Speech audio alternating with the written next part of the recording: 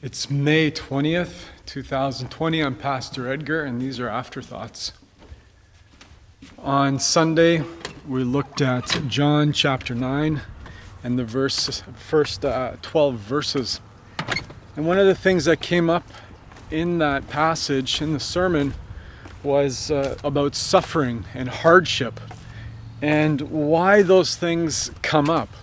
Why do we suffer? What are the reasons for it?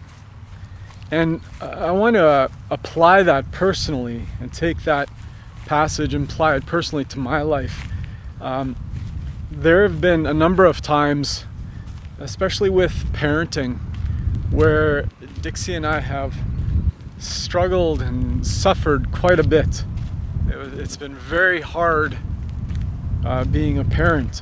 We have two boys who are now 19 and 21, and they've just gone through different things and are going through different things in their life right now, which have been very difficult for Dixie and I to parent them through, to stand on the sidelines and watch. Very hard, very hard.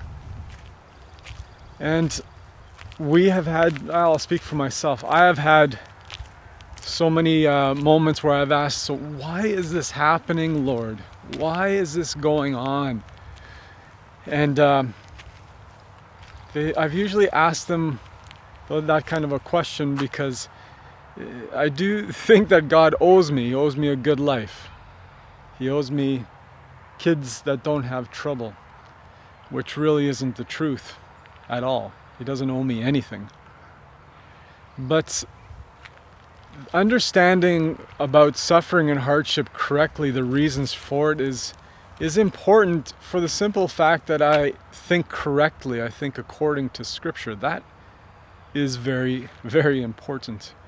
And in that sermon we looked at some of the reasons for hardship, for suffering to come about. And one is that perhaps I've embraced some sin. The situation, the hardship, the suffering is there because of some sin that I have done. Or it could be the Lord refining me, disciplining me in the midst of that hard suffering situation. Or it could just simply be that we're in a fallen world and sin has devastating effects on everything and everyone. So the suffering in our family is the same suffering that everybody has, because sin has affected and is affecting everyone. And other people's sin choices affect us.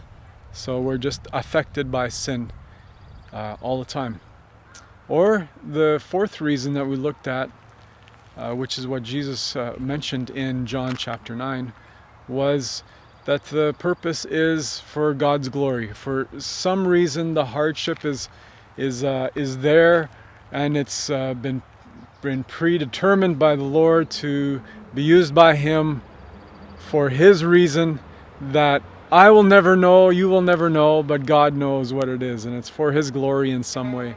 I guess everything is for His glory in some way, but more specifically, some things are done specifically. He allows some of the hardships to be to happen, to bring about some kind of glorifying thing for Him.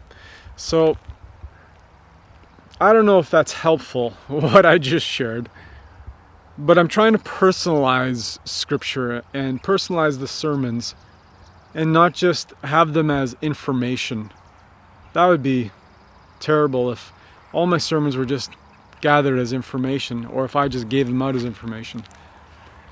But I was trying to personalize the hardships and the suffering that I have experienced, specifically in parenting, and to understand them correctly so that I can pray correctly too, that I can own what I need to own in the situation, not blame God, but to trust God that His purpose is being worked out in the midst of the hardship, and to then hang on to His promises that He is with me in the midst of the suffering. He is on my side, He is for me, and He is going to work things out for the good, for my good, according to what He believes and He knows is good.